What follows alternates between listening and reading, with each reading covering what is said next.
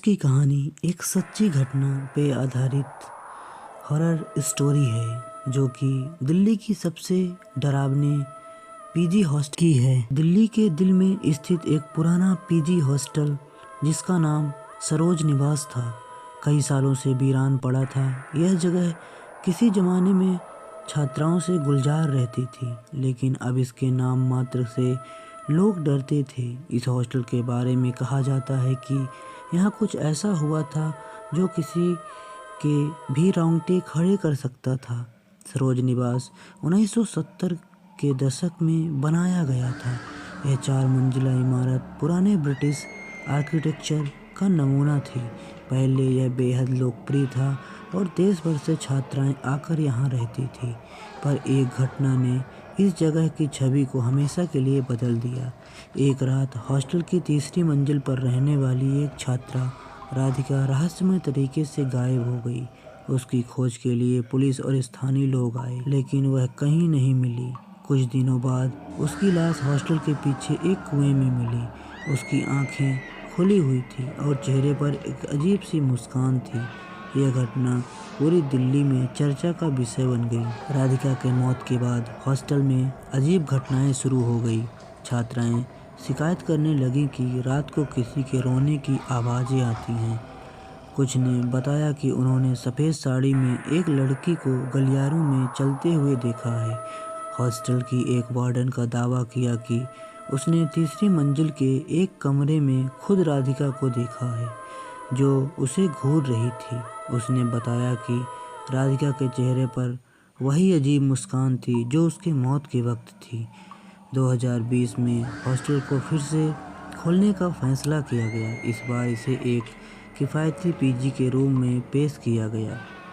नए मैनेजर मनीष ने जगह को साफ सुथरा करवाया और प्रचार किया कि डर की सारी बातें महज अफवाहें हैं। धीरे धीरे कुछ लड़कियां वहां रहने आईं, लेकिन हॉस्टल का खौफ खत्म नहीं हुआ। एक रात पूजा नाम की लड़की ने अपने दोस्तों से कहा कि उसने एक लड़की को अपने कमरे के कोने में खड़े देखा है।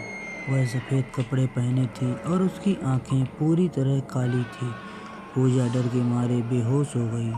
जब उसने दोस्तों को बताया तो उन्होंने इसे एक बुरा सपना मान लिया। कुछ लड़कियों ने हिम्मत कर तीसरी मंजिल के कमरे में जाने की सोची। वहाँ का माहौल अजीब था। कमरा ठंडा था और फर्श पर अजीब से निशान थे। एक दीवार पर किसी ने लाल रंग से लिखा था, मैं वापस आऊँगी। यह देखकर लड़कियाँ चीखती हुई भाग निकली।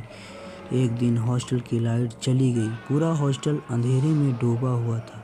लड़कियां अपने अपने कमरों में डर के मारे दुबक गईं। तभी गलियारे में किसी की चलने की आवाज़ें सुनाई दी। यह आवाज़ धीरे धीरे लड़कियों के कमरे की ओर बढ़ रही थी।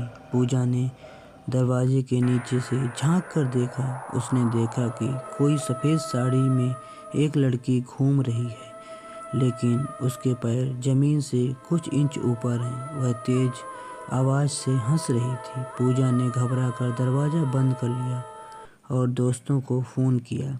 अगली सुबह जब मनीष ने पूजा के कमरे का दरवाज़ा खोला तो वह अंदर नहीं थी। कमरे की दीवारों पर खून से लिखा था, मुझे अकेला नहीं छोड़ा जा सकता। पूजा कभी नहीं मिली। हॉस्टल को हमेशा के लिए बंद कर दिया गया, लेकिन कहा जाता है कि रात के समय अगर आप भी वहाँ से गुजरे तो किसी की हंसने की आवाज़ और रोने की आवाज़ ज़रूर सुनाई देती है।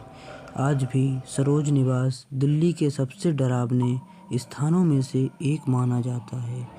हमारी ये वीडियो आपको कैसी लगी कमेंट बॉक्स में ज़रूर बताएं। हमारी कहानी आपको पसंद आई हो तो चैनल को सब्सक्राइब करें, वीडियो को लाइक करें और बेल आइकन दबाना बिल्कुल ना भूलें। मिलते हैं एक नई कहानी के साथ, तब तक के लिए बाय बाय।